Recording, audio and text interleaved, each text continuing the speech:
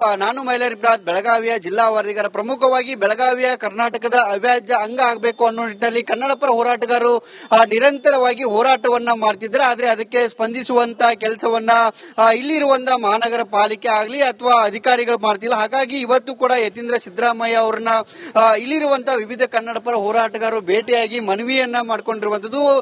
ಇವರಿಗೆ ಸ್ಪಷ್ಟವಾದಂತಹ ಸಂದೇಶವನ್ನ ಕೊಡುವಂತ ಕೆಲಸವನ್ನ ಕೂಡ ಇಲ್ಲಿ ಮಾಡಿರುವಂತದ್ದು. ನಮಗೆ ಬೆಳಗಾವಿ ಕರ್ನಾಟಕದ ಅವಿಭಾಜ್ಯ ಅಂಗ ಅನ್ನೋ ನಿಟ್ಟಿನಲ್ಲಿ ಠರಾವ್ ಪಾಸ್ ಮಾಡಲೇಬೇಕು ಅನ್ನೋ ನಿಟ್ಟಿನಲ್ಲಿ ಹೋರಾಟವನ್ನ ಮಾಡಲಾಗ್ತಿರುವಂತದ್ದು. ಅದಕ್ಕೆ ಇವತ್ತು ಕೂಡ ಯತೀಂದ್ರ ಸಿದ್ದರಾಮಯ್ಯನವರು ಕನ್ನಡಪರ ಹೋರಾಟಗಾರರಿಗೆ ಸ್ಪಂದಿಸುವಂತ ಕೆಲಸ ಮಾಡ್ತಾರೆ. ನಾನು ಕೂಡ ಇದನ್ನ ಪರಿಶೀಲನೆ ಮಾಡ್ತೇನೆ. ಒಂದು ವೇಳೆ ಠರಾವ್ ಪಾಸ್ ಮಾಡದೇ ಇದ್ರೆ ಇದನ್ನ ಪಾಲಿಕೆಯನ್ನ ಸೂಪರ್ ಸೀಡ್ ಮಾಡ್ತೀನಿ ಅನ್ನೋ ಒಂದು ಎಚ್ಚರಿಕೆಯನ್ನ ಕೊಟ್ಟಿದ್ದಾರೆ ಅಂತ. ಹಾಗಾಗಿ ಕನ್ನಡಪರ ಹೋರಾಟಗಾರರು ಏನ್ ಹೇಳ್ತಾರೆ ಅನ್ನೋದನ್ನ ಅವರನ್ನ ಕೂಡ ನಾನು ಮಾತಾಡ್ತೀನಿ.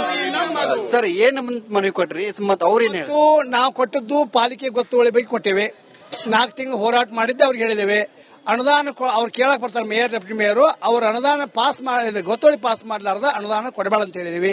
ಇದು ಗೊತ್ತುವಳಿ ಪಾಸ್ ಆಗಲಾರ್ದೆ ನಾವು ಹೋರಾಟ ನಿಲ್ಲಿಸೋದಿಲ್ಲ ಅಂತ ಹೇಳಿದೀವಿ. ಅವ್ರ ಮುಖ್ಯಮಂತ್ರಿಗಳಿಗೆ ಹೋಗಿ ಚರ್ಚೆ ಮಾಡಿ ಅವರಿಗೆ ಸೂಚ್ಯವಾಗಿ ಪಾಸ್ ಮಾಡ್ಲಿಕ್ಕೆ ಹೇಳ್ತೇವೆ. ಒಂದು ವೇಳೆ ಅವರು ಪಾಸ್ ಮಾಡಲಿಲ್ಲ ಅಂದ್ರೆ ಸೂಪರ್ ಸೀಡ್ ಮಾಡುವಂತ ವಿಚಾರ ಸರ್ಕಾರ ಮಾಡ್ತಾ ಇದೆ ಅಂತ ಹೇಳಿದ್ರು. ತಾವೇನೆ ಈ ಸೂಪರ್ ಸೀಟ್ ಮಾಡ್ಲೇಬೇಕು, ಇಲ್ಲ ಅಂತಂದ್ರೆ ಗೊತ್ತುವಳಿ ಅಂಗೀಕಾರ ಮಾಡಬೇಕು. ಇವೆರಡು ಮಾಡ್ತೀವ. ನಮ್ಗೆ ಅಲ್ಲಿ ನಾವು ಅನುದಾನ ಕೊಡಬೇಡ ಅಂತ ಹೇಳಿದೀವಿ. ಇದಕ್ಕೂ ಅವ್ರು ಮಾಡಿಲ್ಲ ಅಂತಂದ್ರೆ ನಮ್ಮ ನಿರಂತರ ಧರಣಿ ಹೋರಾಟ ಮುಂದುವರಿತದ.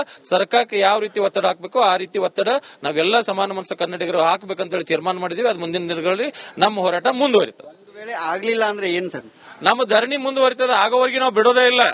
ಯಾವ ರೀತಿ ದೆಹಲಿ ಜಂತರ್ ಮಂತರದಲ್ಲಿ ಆಮರಣ ಉಪವಾಸ ಸತ್ಯಾಗ್ರಹ ಆತ್ಲ, ಇಲ್ಲೂ ಕೂಡ ಆ ಪರಿಸ್ಥಿತಿ ಆಗ್ತಿದೆ. 2011ರಲ್ಲೂ ಕೂಡ ಮಹಾನಗರ ಪಾಲಿಕೆಯಲ್ಲಿ ಬೆಳಗಾವಿ ವಿರೋಧವಾಗಿ ಇದನ್ನ ನಿರ್ಣಯ ಕೈಗೊಂಡಾಗ ನಾವು ಉಪವಾಸ ಸತ್ಯಾಗ್ರಹ ಕೂತಿದ್ದೀವಿ, ಜೈಲಿಗೂ ಹೋಗಿ ಬಂದಿದ್ದೀವಿ.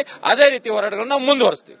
ಇದಿಷ್ಟು ಕನ್ನಡಪರ ಹೋರಾಟಗಾರ ಹೇಳ್ತಿರುವಂತದ್ದು. ಪಾಲಿಕೆಯನ್ನ ಠರಾವ್ ಪಾಸ್ ಮಾಡಲೇ ಇದ್ರೆ ಅಂದ್ರೆ ಬೆಳಗಾವಿ ಕರ್ನಾಟಕದ ಅಂಗ ಅನ್ನೋ ನಿಟ್ಟಿನಲ್ಲಿ ಪಾಲಿಕೆಯಲ್ಲಿ ಠರಾವ್ ಪಾಸ್ ಮಾಡದೇ ಇದ್ರೆ ನಮ್ಮ ಹೋರಾಟ ನಿರಂತರವಾಗಿ ಇರ್ತದೆ ಅನ್ನೋ ಒಂದು ಮಾತನ್ನ ಕೂಡ ಹೇಳ್ತಿರುವಂತದ್ದು.